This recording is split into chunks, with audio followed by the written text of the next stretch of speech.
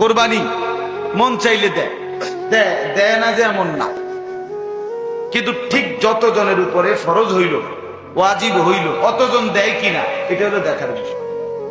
যার ভাল লাগছে হেঁটে দেয়, যার ভাল লাগছে না হেঁটে দেয়, এটা তো কোনো কথা। এই ঘরের মধ্যে আপনার ছেলেও রোজগার করে, ছেলের ঘরের নাতি সেই তো রোজগার করে, হের কাছেও জমা টাকা আছে, সে ঢাকা চাকরি করে মনে করেন নাতি, এখন তার কাছে আপনার ৮০,০০০ ১,০০,০০০ টাকা তার কাছে আলগা জমা আছে। হ্যাঁ, তো ঈদের দিন যদি ওই টাকাটা তার কাছে থাকে, তার মালিকানা দিন, কোরবানির ঈদের ৩ দিন, তো তার উপরেও তো কোরবানি ওয়াজিব, নিঃসন্দেহে ওয়াজিব। তো হে যে কোরবানি দিল না, দিছে তো আমরা ঘরে তো দিছে, এর হিসাব হলো কি, আমরা দায়িত্ব কি দিছে, দাদার নামে তো কোরবানি দিছে, তো দাদার নামে কোরবানি দিছে, গোস্ত না খাওন, তো গোস্ত তো খাইতে আছে। কোরবানি মানে কি শুধু গোস্ত খাওয়া? তো তাইলে বলে, দুই ভাই মনে করেন দুইজনেই চাকরি করে, খুব টাকা না থাকুক, কিন্তু ৮০,০০০, ৯০,০০০, ১,০০,০০০ টাকা, 52.৫ বড়ি রূপার দাম যা।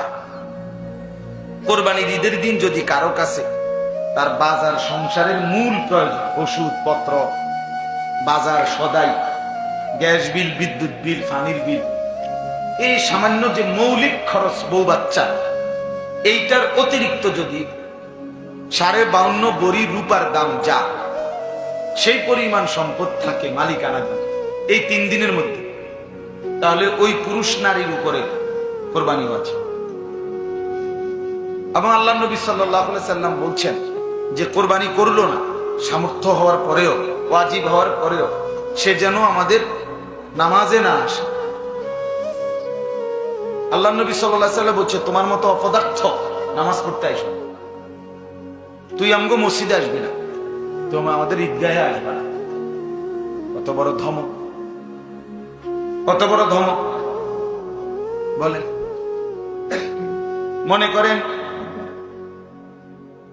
52.৫ বড়ি রূপার দাম যদি ১৩৫০ টাকা করে এক বড়ি হয়, আমি কিছুদিন আগে, ৩-৪ দিন আগে আমাদের কুমিল্লায় মুরাদনগর একজন বড় স্বর্ণকারের জিজ্ঞাসা, উনি বলছে ১৩৫০ টাকা এক বড়ি রূপার দাম, স্বর্ণ না।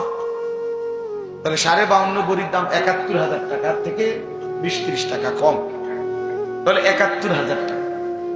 তো এই কোরবানির ঈদের দিন ৭১,০০০, শহরে কোথাও কোথাও ১৭৫০ টাকাও আছে। তো ঠিক আছে, ধরে নিলাম ৭০-৮০,০০০ টাকা যার কাছে কোরবানির ঈদের দিন অতিরিক্ত আছে, ব্যাংকে আছে, সমিতিতে আছে, কারো কাছে হাওলাত দিয়ে রাখছিল আছে, অথবা এমনি জমা আছে, মূল বাজার খরচা, সংসারের মূল প্রয়োজনের অতিরিক্ত, ওই মুসলমানের উপরেই কোরবানি ওয়াজিব, এমন প্রত্যেকে দিতে হবে।